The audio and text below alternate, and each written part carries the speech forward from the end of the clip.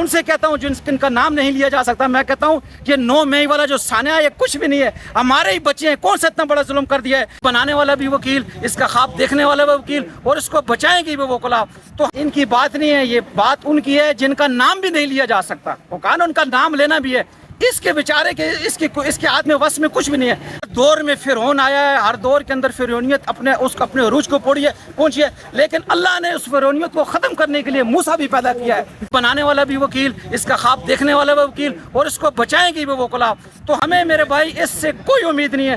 اب یہ جو ہے ہمیں پریشان کرنے والی بات ہے، آج یہ وقت یاد رکھ، آج بھی یہ اس کے اوپر یہی کہے گا، اس سے ہمیں کوئی توقع نہیں ہے۔ اور کوئی بات ہے تو بتاؤ۔ اگر آج ان کو یہاں سے ریلیف مل جاتا ہے عمران خان صاحب کو، لگتا ہے کہ ان کی رہائی ممکن ہوگی آج؟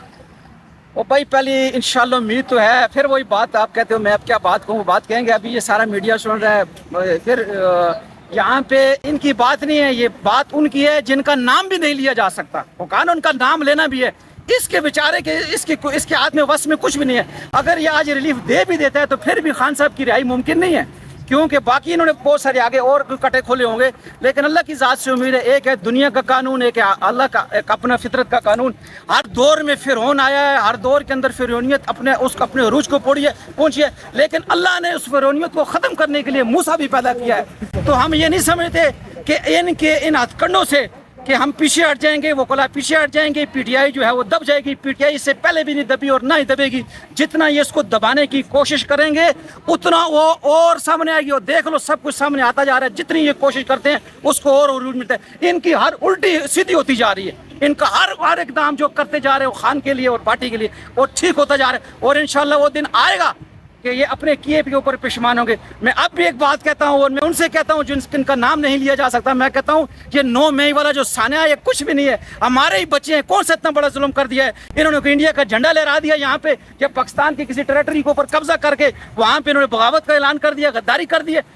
کیا یہ بچے ہیں، تمہارا کام بنتا ہے حافظ صاحب ان کو معاف کرو، ان کو بولو یہ میرے بچے ہیں، معاف کریں، سب کو مل جل کے ساتھ لے کے چلاؤ۔ یہ بڑا اچھا موقع ہے، لوگوں کے دلوں کے اندر جو اس وقت نفرت پیدا ہو رہی ہے وہ ختم ہو جائے گی تمہارے لیے۔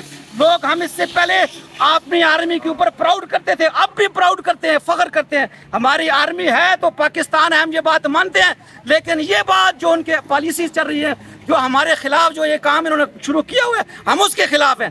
ہم خان صاحب کے ساتھ، خان صاحب پاکستان مخالف نہیں ہے، خان صاحب نے کبھی بھی پاکستان مخالف کوئی بیان نہیں دیا۔ خان صاحب نے ہمیشہ پاکستان کی بات کی، ہمیشہ آئین کی بات کی، ہمیشہ رول آف لا کی بات کی ہے۔ خان صاحب نے اس ملک کی بقا کے لیے بات کی ہے، اس ملک کے دیش کے بچوں کے لیے بات کی ہے، ہمارے لیے سوچا ہے، ہمارے بچوں کے۔ ہم یہ سمجھتے ہیں کہ عمران خان کی واحد امید ہے، میں یہ سمجھتا ہوں کہ بڑا موقع ہے، بڑا اس موقع ہے، اچھا موقع ہے ان لوگوں کے لیے جن کا نام بھی نہیں لیا جا سکتا، کہ خان صاحب کے ساتھ آگے آ جاؤ، خان صاحب کا ہاتھ پکڑ لو۔ اب صفائی ہو چکی ہے، سارے چور، سارے ڈاکو، سارے ڈکیت، سارے غدار خان صاحب سے علیحدہ ہو چکے ہیں۔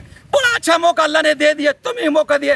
تم یہ بات کہہ سکتے ہو امریکہ کو بھی کہ ہم نے اس کے لیے یہ کیا، ہم نے اس کے لیے یہ کیا، ہم نے اس کو پنش دیا، سزا دی سب، لیکن عوام نہیں ماری۔ تو آؤ ہمارے ساتھ آ جاؤ، ہم بھی تو اب ہم تمہیں کھلی آفر کرتے ہیں۔ جی بہت شکریہ۔